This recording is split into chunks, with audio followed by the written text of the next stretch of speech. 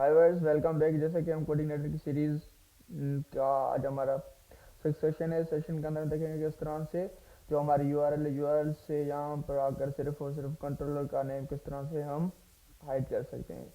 अगर कि आप इसे ऑनलाइन किसी वेब सर्वर पर रख रहे हो तो यहाँ पर ये आपके लिए बहुत डेंजर होगा। कोई भी हैकर आकर इजीली इसे हैक कर सकता है, ठीक है, क्योंकि उसे पता होगा कि फलाने कंट्रोलर के अंदर आपकी फलाने फलाने फंक्शन फलाने कंट्रोल के अंदर फलाने फंक्शन के अंदर ये आपकी फाइल बनी पड़ी है, ठीक है, वहीं से आपकी लोड हो रही है। तो इसे किस तरह से हम चेंज कर सकते हैं, ठीक है। यहाँ पर सिंपली आपने कोऑर्डिनेटर जो हमने पिछली सेशन के अंदर काम किया था वही है यहाँ पर, ठीक है। तो यहाँ पर आकर अगर मैं यहाँ पर होम में अगर आपको दिखाऊं, यहाँ पर हम बेस यूआरएल के अंदर यहाँ पर कंट्रोलर का नेम दे रहे हैं, ठीक है। देन उसके बाद उस फंक्शन का नेम दे रहे हैं, तभी जाकर हमारी फाइल शो हो रही है, ठीक है। तो सिंपली यहाँ पर इसे चेंज करने के लिए आप यहाँ पर वापस आ जाएं एप्लीकेशन फोल्डर के अंदर। देन एप्लीकेशन फोल्डर के बाद यहाँ पर आप कन्फिग फोल्डर को ओपन करें। यहाँ पर लास्ट में आकर राउट्स को ओपन करें। राउट्स डॉट पी की फाइल होगी। जहाँ पर नीचे आकर सिंपल जैसे आप नीचे आ जाएंगे, यहाँ पर आकर आप जिस तरह से मैं एक दोबारा से राउट्स के अंदर ही मैं इसे डिफाइन कर दूंगा, तो देन इसके बाद हमें कोई ज़रूरत नहीं पड़ेगी और हमारे जो कंट्रोलर हम वहाँ पर बेस यूआरएल में दे रहे हैं वो हम नहीं देंगे यहाँ पर, ठीक है। यहाँ पर मेरे पास एक होम की फ़ाइल बनी पड़ी है। देन यहाँ पर पहले मैं आपको एक ही फ़ाइल करके दिखाता हूँ, अबाउट। देन अबाउट के बाद जो मेरे पास कंट्रोलर है, माई कंट्रोलर, मैं उसे दूंगा। माई कंट्रोलर के बाद स्लैश यहाँ पर एक अबाउट की जो फाइल थी वो दूंगा। देन इसे मैं डबल कोट्स दूँ। यहाँ पर आकर इसे यहाँ से मैं सेव करूँगा। दोबारा से आकर होम में, होम के बाद यहाँ पर अबाउट की ये देखें फाइल, ठीक है। अगर यहाँ से पहले तो मैं इसे यहाँ से कमेंट कर दूँ। कमेंट करने के बाद मैं दोबारा से यहाँ पे आपको जो कुछ समझाना चाहता हूँ वो आप इसे नहीं समझेंगे। अगर यहाँ से मैं पहले ही यहाँ पर इसे कंट्रोलर को ख़त्म कर दूँ, कंट्रोलर ना डिफाइन करूँ, तो यहाँ पर मैं इसे जब भी अबाउट की फाइल पे जाऊँगा तो हमें एरर मिलेगी, ठीक है। ये एरर मिलेगी 404 की एरर मिलेगी, पेज नॉट फाउंड, ठीक है। मैं दोबारा से वापस आकर यहाँ से इधर से राउट से आकर मैं इसे दोबारा से मैंने क्योंकि यहाँ से ऑलरेडी डिफाइन किया था इसे, तो यहाँ से आकर मैं इसे कमेंट आउट करूँगा। देन दोबारा से यहाँ पर आकर रीलोड करूँगा। देन अबाउट पे क्लिक करूँगा, ये देखें, ठीक है। यहाँ पर आप अभी इस टाइम इस पर देखें, ऊपर देखें, ऊपर, ठीक है। यहाँ पर यूआरएल पे देखें कंट्रोलर का जो हमारे पास कंट्रोलर है उसका नेम शो नहीं हो रहा, सिर्फ और सिर्फ फंक्शन और हमारे पास जो मेन फोल्डर है वही शो हो रहे हैं, ठीक है। अगर मैं वापस आकर यहाँ पर अबाउट जो हमारे पास कॉन्टेक्ट अस की फाइल है, अब अगर मैं इस पर क्लिक करूँगा तो ये देखें, यहाँ पर मैंने इसे क्लिक करा तो यहाँ पर फंक्शन और हमारे पास जो कंट्रोलर है उस दोनों के नेम शो हो रहे हैं, ठीक है। तो इस तरह से मैं दोबारा से इसे भी सेट कर लूँ यहाँ पर आकर राउट्स में। तो जिस तरह से मैंने अबाउट को यहाँ पर सेट करा, इसी तरह मैं इसे कॉपी करके यहाँ पर आकर कॉन्टैक्ट नेम दूंगा, सिंपल कॉन्टैक्ट, ठीक है, कॉन्टैक्ट। देन यहाँ पर आकर मैं इसे फंक्शन को डिफाइन करूँगा जिस फंक्शन के अंदर ये बनी है, ठीक है। तो यहाँ पर दोबारा से आकर जो हमारी होम की फाइल होगी, होम की फाइल के आकर अंदर आकर यहाँ पर कंटेंट के अंदर जो मैंने बेस यूआरएल के अंदर कंट्रोलर दिया था उसे मैं यहाँ से रिमूव कर दूँगा। दोबारा से आकर मैं इसे रिफ्रेश करूँगा तो ये देखें, अगर मैं इसे वापस आ जाऊँ यहाँ पर और कॉन्टेक्ट अस पे क्लिक करता हूँ, ये देखें ऊपर से हमारी जो यूआरएल थी अब सेट हो गई है, ठीक है। देन इसके बाद अगर हमें क्या ज़रूरत पड़ी, अगर हम कंट्रोलर के अंदर आ जाएं, कंट्रोलर के अंदर हमें इसे दोबारा से इसके अंदर और हेल्पर्स को लोड करवाना पड़ रहा है, ठीक है, यूआरएल के हेल्पर्स को। अगर हम इन हेल्पर्स को लोड नहीं करवाएंगे तो ये जो हमारी फाइल्स होंगी वो काम नहीं करेगी, हमारी यूआरएल नेविगेशन बार जो होंगी वो काम नहीं करेगा। इसे मैं दोबारा से रिफ्रेश करके आपको दिखाऊं तो ये हमें बता रहा है कि कॉल तो अनडिफाइंड फंक्शन बेस यूआरएल, ठीक है। तो इसके लिए हम किस तरह से इस एरर को हैंडल कर सकते हैं और बगैर बार बार इसे लोड करवाने के बजाय, ठीक है। तो इसके लिए या हम डायरेक्टली आप ओपन करें एप्लीकेशन फोल्डर के अंदर आ जाएं। एप्लीकेशन फोल्डर को ओपन करने के बाद यहाँ पर कॉन्फ़िग फोल्डर को डबल क्लिक करें, इसे ओपन करें। यहाँ पर आपको ऑटो लोड की एक फाइल मिल जाएगी, ऑटो लोड डॉट पी से ओपन करें। यहाँ पर सिंपल से नीचे आप यहाँ पर नीचे आ जाएं। देन आपको यहाँ पर लाइब्रेरीज के नीचे ड्राइवर्स होंगे और ड्राइवर्स के बाद 92 नंबर लाइन पे यहाँ पे आपको हेल्पर्स एरे के अंदर आपको यहाँ पर डिफाइन करना पड़ेगा यूआरएल को, ठीक है। तो जैसे आप इसे यहाँ पर डिफाइन कर देंगे, दोबारा से आकर मैं अगर अपने कंट्रोलर के अंदर आकर यहाँ पर इसे यहाँ से हटा दूँ, हटा देने के बाद यहाँ पर जो मैंने ऑलरेडी इसे डिफाइन किया था, मैं इसे यहाँ से इस हेल्पर को हटा दूंगा। ठीक है, तो दोबारा से रिफ्रेश करके दिखाऊंगा आपको, ये एरर चली जाएगी। ठीक है, और ये हमारी फाइल्स अच्छी तरह से काम करेंगी। ठीक है, इस तरह से हम अपनी यूआरएल्स को भी मतलब कि ऑटो लोड करवा सकते हैं। और इसके अंदर अगर यहाँ पर अब दोबारा से आप ऑटो लोड फाइल के अंदर आ जाएं, यहाँ पर से हम ड्राइवर्स को भी ऑटो लोड करते हैं, देन लाइब्रेरीज को भी ऑटो लोड कर सकते हैं। देन इसके बाद थर्ड पैकेजेस, आप कोई भी मतलब थर्ड पार्टी के अपाची और थर्ड पार्टी के मतलब लोकल होस्ट हार्ड कोई भी पैकेजेस यूज़ कर रहे हो तो यहाँ पर आप उसे भी ऑटो लोड कर सकते हैं। ठीक है, देन इसके बाद हम देखेंगे कि जो किस तरह से हम अपने मॉड्यूल के ऊपर काम कर सकते हैं, क्योंकि इस लेक्चर के बाद मैं कम्प्लीटली स्टार्ट करने वाला हूँ कर्ड एप्लीकेशन। ठीक है, तो यहाँ पर एक अलग से फाइल बना लूँगा और इसे मैं यहाँ पर आकर एप्लीकेशन के बाद यहाँ पर मॉड्यूल्स के अंदर मैं इसे सेव करूँगा। ठीक है, इसे नेम दूँगा माई मॉड्यूल। इसे प्लीज़ कोई भी स्पेस ना दें, इस पर देंगे आपको एरर देगी। देन इसका जो फर्स्ट लेटर होगा वो कैपिटल होना चाहिए। और इस तरह से मैं इसे इसके अंदर यहाँ पर आकर इसे स्टार्ट करूँगा, पीएचपी को क्लोज करा, यहाँ पर आकर क्लास, क्योंकि हमें जो भी हमारे कोडिंग कोडिंग के अंदर हम क्लास वाइज वर्क करते हैं, क्योंकि एडवांस ऑब्जेक्ट ओरिएंटेड पे ये बेस्ट है। तो इसके लिए हम आकर यहाँ पर जो हमारी फाइल का नाम होता है वही हम यहाँ पर क्लास का नाम देते हैं। तो सिंपली माई मॉडल, यहाँ पर इसे एक्सटेंड करना पड़ेगा हमें, जो भी हमारे मॉडल्स होंगे इसे सी आई मॉडल से हमें इसे एक्सटेंड करना पड़ेगा। तो यहाँ पर जिस तरह से हम कंट्रोलर को एक्सटेंड करते थे सी आई कंट्रोलर से, इस तरह से माई मॉडल को हम मतलब कि एक्सटेंड करेंगे सी आई मॉडल से। आप यहाँ पर कोई भी नेम दे सकते हैं, क्लास का, फाइल का, दोनों का सेम नेम होना चाहिए। मैं यहाँ पर माई मॉडल दे रहा हूँ, आप कुछ भी दे सकते हैं, ये यूज़र डिफाइंड है। ठीक है, देन जैसे आप इसे एक्सटेंड करेंगे सी आई मॉडल से, जो भी इसके बैकएंड पे जो भी फंक्शंस होंगे, जो भी इसकी कोडिंग हो, जो भी इसकी लाइब्रेरीज पैकेजेस होंगे बाय डिफ़ॉल्ट मतलब कोऑर्डिनेटर वालों की तरफ से हमें दिए गए होंगे, वो सारी की सारी आपके माई मॉडल के अंदर एक्सटेंड हो जाएंगी। ठीक है, देन इसके बाद हमें एक फंक्शन बनाना पड़ेगा, क्योंकि इसके अंदर हम फंक्शंस के ऊपर ही काम होता है। तो माइफ में फर्स्ट यहाँ पर आकर स्टूडेंट नेम से एक फंक्शन बना देता हूँ। देन इसके बाद यहाँ पर आकर मैं इसे स्टार्ट करूँगा फंक्शन को। यहाँ पर जो भी डेटा होती है, क्योंकि माई जो भी मॉड्यूल्स होते हैं, मॉड्यूल्स के अंदर हम डेटा को एग्जीक्यूट करते हैं। ठीक है, डेटा को से एग्जीक्यूट करने के लिए डेटाबेस की जो भी फाइल्स होती हैं वो माई मॉड्यूल मतलब कि मॉड्यूल के अंदर होती हैं। तो इसके लिए हमें जो भी डेटा अगर इसे उसके अंदर एग्जीक्यूट करना पड़ेगी वो एरे की फॉर्म में हम करवाते हैं।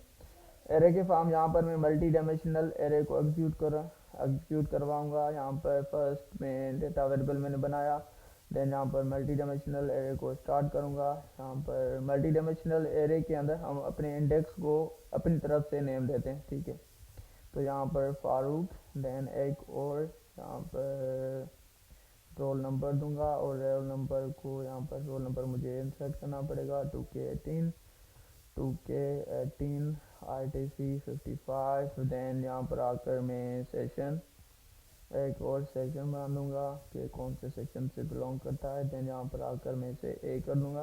तो इस तरह से मैं आकर इसके 2 3 4 फंक्शंस बना दूंगा।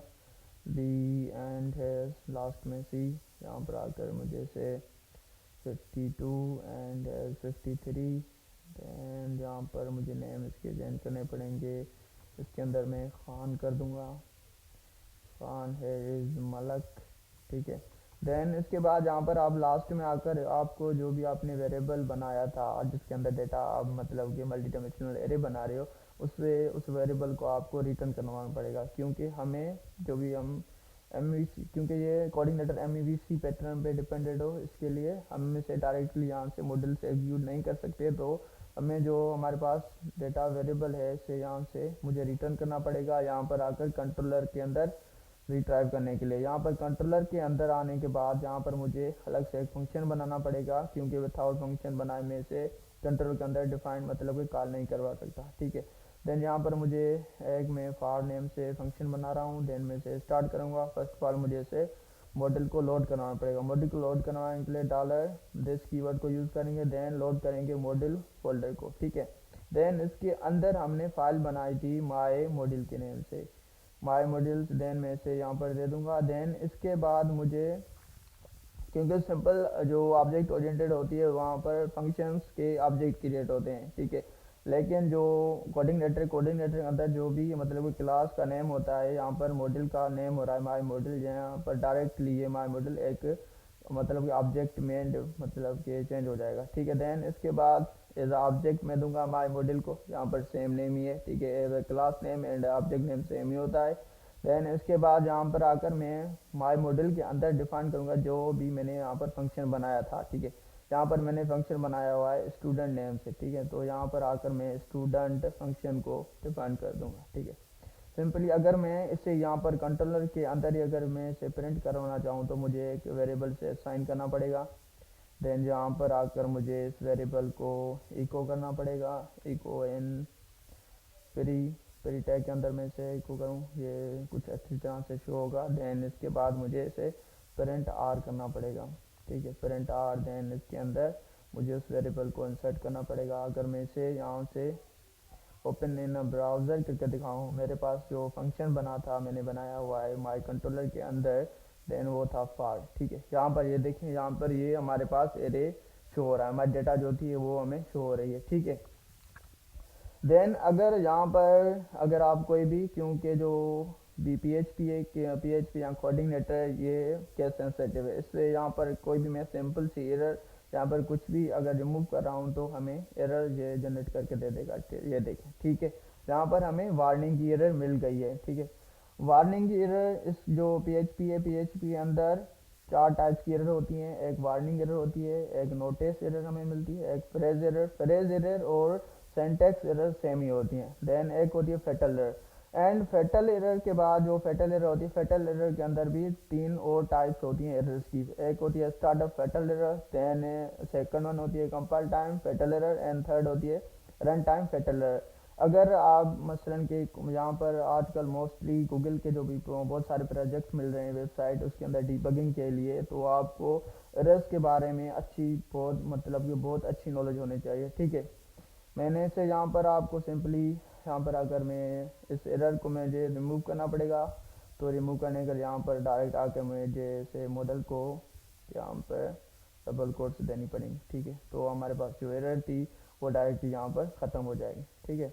देन इसके बाद मुझे क्या करना है, जो मेरी फ़ाइल थी यहाँ पर, जिस फाइल को मैं यहाँ पर, क्योंकि मुझे इसके जो मॉडल है, मॉडल के बाद जो डेटा है मैं उसे उस डेटा को व्यू के अंदर प्रिंट करना चाहता हूँ। तो इसके लिए मुझे अपने डेटा को एक ही मतलब कि एक ही असाइन करनी पड़ेगी। देन जहाँ पर आकर मुझे लोड करना पड़ेगा व्यू की फ़ाइल को, ठीक है। व्यू की कौन सी फ़ाइल मैं चाहता हूँ, व्यू के अंदर एक अबाउट नेम की मैंने फ़ाइल बनाई थी, उसके अंदर मैं इसे लोड करना चाहता हूँ। तो यहाँ पर आकर मुझे फर्स्ट में लोड व्यू फोल्डर को लोड करना पड़ेगा। देन इसके अंदर अबाउट नेम की जो फाइल थी उसे लोड करूंगा। अबाउट फाइल के बाद यहाँ पर मुझे इसे और डेटा वेरिएबल, जो डेटा वेरिएबल मेरे पास, इसे सेंड कर दूंगा, ठीक है। जहाँ से आकर मुझे अबाउट की फाइल को ओपन करना पड़ेगा, जहाँ पर व्यू के अंदर एप्लीकेशन, ठीक है। एप्लीकेशन के बाद व्यू को ओपन करूंगा। व्यू के बाद जहाँ पर अबाउट की फाइल मुझे मिल गई तो मैं इसे ओपन करूंगा। तो इस तरह से जो जो भी हमारे पास मतलब कि एरे मल्टी डायमेंशन एरे होता है, तो उसे हम फॉर ईच लूप से उसकी डेटा को एग्जीक्यूट कर सकते हैं, ठीक है। सबसे पहले मुझे यहाँ पर पीएचपी स्टार्ट करनी पड़ेगी। पीएचपी स्टार्ट करने के बाद मुझे फॉर ईच लूप चलाना पड़ेगा, फॉर ईच लूप, ठीक है। जहाँ पर इसे मैं फॉर लूप स्टार्ट करूँगा। देन इसके अंदर फर्स्ट में हम देते हैं अपने वेरिएबल का नेम। जिस तरह से जो यहाँ पर हमने कंट्रोलर के अंदर हमारे पास वेरिएबल तो डेटा है, ठीक है। डेटा से हमने डेटा को यहाँ से सेंड कर दिया, जो हमारे पास की है, और की हेल्पिंग की यहाँ पर आकर अगर हम इसे एग्जीक्यूट करवाना चाहते हैं व्यू के अंदर, तो हमें क्यू जो हमारे पास जो की थी उस की को यहाँ पर आकर मुझे डेस की कोई यहाँ पर वेरिएबल एज अ वेरिएबल बन जाता है। देन इसके बाद रिकॉर्ड था, देन एज कीवर्ड देन इसके बाद एज की, ठीक है, डॉलर की, और इसके बाद इक्वल टू साइन और डॉलर वैल्यू, जो भी डेटा होगी इसके अंदर अब वैल्यू के अंदर आकर हमें स्टोर हो गई, ठीक है। यहाँ पर इको करवा दें आप, यहाँ पर सिंपल आकर डॉलर वैल्यू को, देन वैल्यू के साथ इंडेक्स, कौन से इंडेक्स आप यहाँ पर शो करना चाहते हैं। मैं चाहता हूँ जो नेम वाला इंडेक्स है हमारे पास एरे के अंदर, उस इंडेक्स जहाँ पर जिसके अंदर फारूक खान और मल के नेम दिए हैं वो शो, ठीक है। यहाँ पर आकर मैं इसे सिंपली करूँगा, ये देखिए हमारे पास ये नेम शो हो गए, ठीक है। देन अगर यहाँ पर आप मिस्टेक कर देते हैं यहाँ पर आखिर अबाउट के अंदर यहाँ पर फॉर ईच लूप के अंदर आप इसे जो भी की वैल्यूज़ होंगी वैल्यू को असाइन नहीं कर रहे हो, तो यहाँ पर एक ये देखें, यहाँ पर एक और एरर मैंने आपको बता दी। मैंने आपको पहले ही बताया था तीन मतलब 4 किस्म की एरर्स होती हैं। उसके बाद सेकंड एरर है यहाँ पर फ्रेज एरर, जिसे हम सिंटैक्स एरर भी कहते हैं। ये हमें बता रही है अनएक्सपेक्टेड जो आपने वेरिएबल दिया है वो टी वेरिएबल ऐड, यहाँ पर आपको टी प्रीमियम डेकोटियम एरर मिल रही है। ठीक है, इसका मतलब ये जो आपने एरे बनाया है उस एरे को आपने की तक की, उसकी जो रिकॉर्ड की वैल्यू आ रही थी की के बाद आपने उसे आगे मतलब के सेंड नहीं किया वैल्यू को। ठीक है, मैं जैसे इसे सेंड करूँगा वैल्यू के बाद यहाँ पर आकर ये देखिए हमारे पास ये चल गया। ठीक है, देन इसके बाद यहाँ पर आकर अगर आप यहाँ पर वैल्यू के बाद इसे इक्वल टू साइन देने के बाद इंडेक्स को नेम दे रहे हो, यहाँ पर भी आपको एक यहाँ पर नोटिस मिल गया मैंने।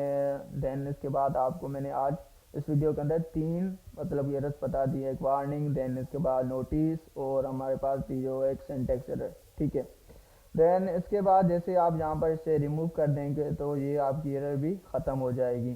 ठीक है, देन इसके बाद यहाँ पर आपको एक और काम करना पड़ेगा, यहाँ पर राउट्स के अंदर आकर जैसे ही हमने यहाँ पर आकर डिफ़ॉल्ट राउट जिस तरह से वेरिएबल सॉरी गाइस जिस तरह से हमने अपने कंट्रोलर को यहाँ पर बताया था डिफ़ॉल्ट कंट्रोलर के अंदर कौन से कंट्रोलर के अंदर हम वर्क कर रहे हैं, इस तरह से हमें यहाँ पर आकर बताना पड़ेगा कौन से मॉड्यूल के अंदर काम कर रहे हैं। ठीक है, यहाँ पर माई मॉडल में दे दूंगा क्योंकि ये इन आपके इन फ्यूचर में ये एरर देगी, एरर शो हो जाएगी। यहाँ पर अगर एक और एरर थी यहाँ पर आकर मैं दोबारा से यहाँ से रिमूव कर देता हूँ इस डेटा को और इसे सेव करूँगा। सेव करने के बाद ये देखें ये दोबारा से आपको यहाँ पर वार्निंग एरर मिल गई। ठीक है, देन यहाँ पर इन मतलब कि इन छोटी छोटी चीज़ों का आपको बहुत ज़्यादा ख्याल रखना पड़ेगा। आप अगर ये छोटी सी मिस्टेक करेंगे तो आप कंफ्यूज हो जाएंगे, आपको पता नहीं चलेगा क्या हो रहा है। अगर इन PHP के अंदर जो भी एरर्स होती हैं वो बहुत प्यारे तरीके से डिज़ाइन की गई हैं, आपको कंप्लीट बात दिया जाता है कि कहाँ पर कौन सी एरर है। ठीक है,